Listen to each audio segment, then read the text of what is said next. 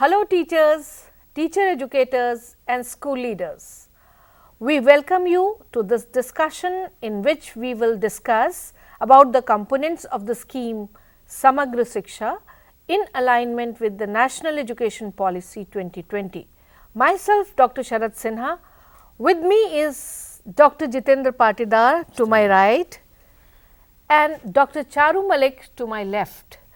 Together, we will discuss about the components of the scheme Samagra Shiksha, which aims at inclusive and equitable quality education from preschool to secondary stage along with teacher education in accordance with the Sustainable Development Goals 4.1 and 4.5. One of the major components of the scheme is Padhe Bharat, Bade Bharat. Dr. Charu will share this component of the scheme in detail. Preschool program is recognized as a critical component of the existing Padhe Bharat, Bade Bharat. This calls for co-location of Anganwadis in primary schools wherever feasible.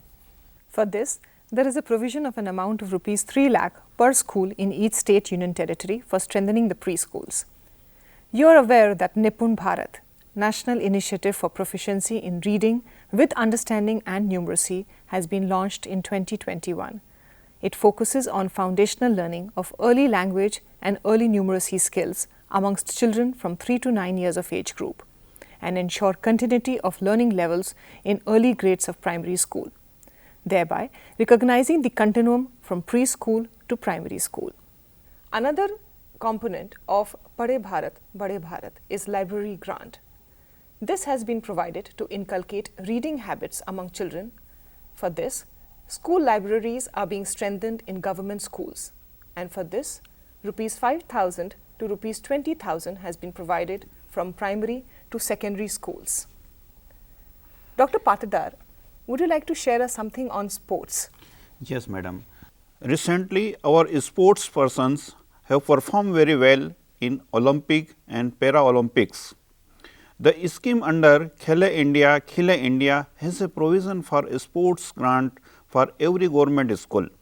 The grant is from rupees 5,000 in primary up to rupees 25,000 for secondary school for meeting expenses on procuring sports equipment for indoor and outdoor games.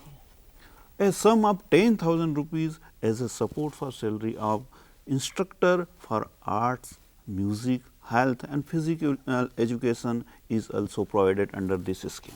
The another part of this scheme have provision of up to rupees 500 per child for teaching learning materials that is related to our traditional teaching learning materials like indigenous toys and games, play based activities per annum for pre-primary section in government schools. Additional sports grant up to rupees 25,000 to schools in case at least 2 students of that school win a medal in Khelo India school games at the national level.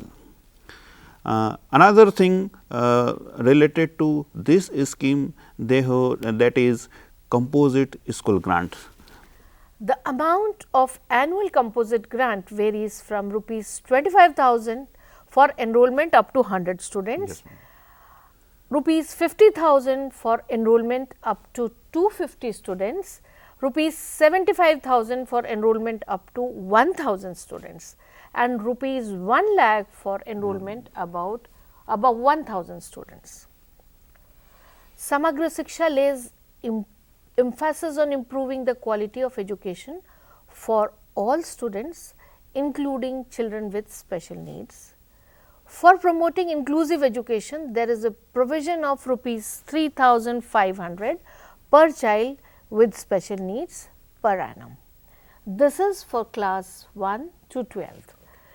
In addition, there is a stipend for rupees 200 per month for 10 months for children with special need, especially girls. And there is a provision for annual identification camps for children with special needs block at the block level, and that is at the rate of rupees 10,000 per camp for equipping the block resource centers and for rehabilitation and special training of children with special needs. For out of the school children also there is a provision, that is, these children which are from 16 to 19 years of age, the support is provided to scheduled caste, scheduled tribe, disabled children up to 2,000 per child per grade to complete their secondary, senior secondary levels through the NIOS or SOS. Now, there is another component of the scheme is Kasturba Gandhi Balika Vidyalaya. A support is provided for the scheme. I would request Dr. Patidar to speak on the scheme. This scheme support the access to quality education of girls from disadvantaged groups in the age of 10 to 18 years, aspiring to study in classes 6 to 12 belonging to SC, ST, OBC, minority communities and BPL families. To ensure smooth transition of girls from elementary to secondary, this is up to class 12. Incinerator and sanitary pads vending machines are to be provided in all girls hostels. Recurring grants to account for all expenses including manpower cost. For KGBPs for class 6 to 8 up to rupees 60 lakh per annum, for KGBPs for class 6 to 10 up to rupees 80 lakh rupees per annum, and for KGBPs for class 6 to 12 up to 1 crore rupees per annum. For standalone girls hostels for class 9 to 12 up to 40 lakh rupees per annum grant provided. In addition to KGBV's residential schools and hostels for children in difficult areas to be renamed as Netaji Subhash Chandra Bose Avasi Vidyalaya. A lot has been done for the girls under the KGBV scheme. Are there any provisions for girls' safety other than this KGBV scheme? Dr. Charu? Rani Lakshmi Bai Atma Raksha Prashikshan. This is the self-defense training which is provided for 3 months in each government school having girls enrollment at rupees 5,000 per month. The training is meant for girl students from class 6 to class 12. The training is also given to girls residing in Kasturba Gandhi Balika Vidyalayas. The Nirbhaya Fund under Ministry of Women and Child Development, Government of India, police departments, home guards, NCC or with other state government schemes. Well, this is very enlightening. In case of school security also, there is a provision of a lot of grants. Under this integrated teacher training program, teachers are given orientation on counseling, provision of POCSO Act, JJ Act, school safety guidelines, helpline, emergency numbers, drop box for complaint, etc. Further, an amount of rupees 1,000 per teacher is provided to all schools from classes 1 to 12 for this purpose. Every school has a display board on which are displayed the safety numbers with helpline, emergency numbers and the numbers of contact persons, for which rupees 500 is given to every school to maintain the board. Further, there are lot of provisions in the scheme for cultural and environmental initiatives. I would like Dr. Patidar to enlighten us on the same. Cultural and environmental initiatives Rangotsav transform the school environment into a vibrant and a joyful place of learning through various activities of art and culture, promote spirit of national integration through well planned activities to achieve the goals of Ek Bharat Shrestha Bharat, and to promote a joyful learning environment in the schools. Are there any other activities for the clubs or conserving the ecology of the school? Dr. Charu, would you please like to enlighten us on that? Yes, ma'am. So, there is a provision of constitution of youth and eco club. Youth clubs in schools are an instrument to develop life skills, Eco clubs in schools will empower students to participate and take up meaningful environmental activities and projects. Students where they can participate in activities such as debates, music, arts, sports, reading, physical activities after the school hours and during vacation. The financial provision for this is rupees 15,000 per school per year at the elementary, while a provision of rupees 25,000 per school per year is being provided at the secondary level. Dr. Sinha, we have heard that there are provisions regarding transport and escort facility along with free uniforms and textbooks. What are these provisions? Yes, thank you. There are lot of provisions for providing transport facilities and uniform to the students. There is a financial provision of rupees 6,000 per child per annum based on the actual cost to be incurred as per the distance and the terrain, and the type of transport facility is to be provided. There is also a provision of free uniform and textbook. This is for the allocation of 2 sets of uniform for the girls and children belonging to the scheduled caste, scheduled tribe, below poverty line families and the government schools. These provisions are for children up to class 8th. Amount of rupees 600 per child per annum under the Samagra Shiksha has been provisioned for that. Adequate attention has also been given to procure textbooks and other study materials. The textbook grant is rupees 250 per child per annum at the primary level and rupees 400 per child per annum at the upper primary level. This is allocated for the textbook to all children in government schools, local body government aided schools, including the madrasas which are desirous of introducing the state curriculum. Primers, textbooks developed for tribal languages with bridging materials to facilitate the transition. State language of instruction and English would be eligible for textbooks for class 1 and 2 within a ceiling of rupees 200 per child. Now, there are various capacity building initiatives under the Samagra Shiksha. Dr. Patidar, would you like to throw some light on these initiatives? Strengthening of central resource centers. These centers need to undertake regular visits and organize monthly meetings to discuss academic issues and design strategies for better school performance. Cluster resource coordinator need to visit the schools and provide on-site academic support under his jurisdiction at least once in 2 months and send report on a common platform to be shared by Ministry of Education. And another thing is training of school management committee members is required to be conducted by the cluster resource coordinators.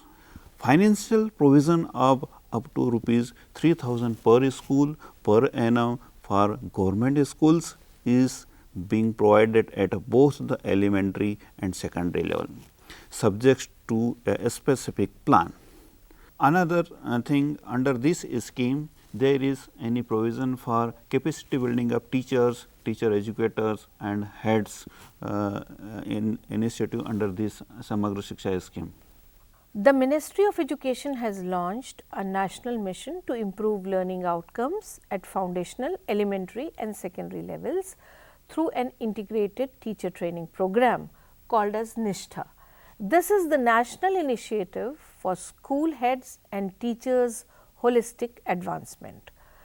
National initiative for proficiency in reading with understanding and numeracy has also been launched recently to ensure that every child achieves the desired learning competencies in reading, writing and numeracy at the end of grade 3 and not later than grade 5.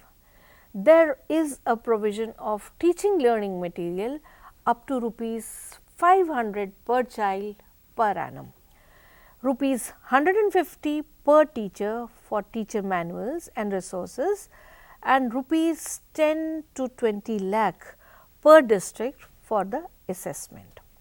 In the COVID-19 pandemic period, Nishtha Online has been designed to provide online training to state resource group members and teachers who could not get face-to-face training. This training will be provided from Nishtha and Diksha portals. A lot of funds are being given by the ministry to the states and union territories for the improvement of education under the Samagra Shiksha. A lot of data has also been generated in the process. Yes. How this data is handled and how this data is stored, is there any provision for that, Dr. Charu? Yes, the Unified District Information on School Education, UDISE, has been collecting data on all the government and government aided schools in the country. The UDISE Plus is an upgraded version of UDISE. This application is online and gradually moves towards collecting real-time data. UDISE Plus application, in addition to data collection, has the following features. 1.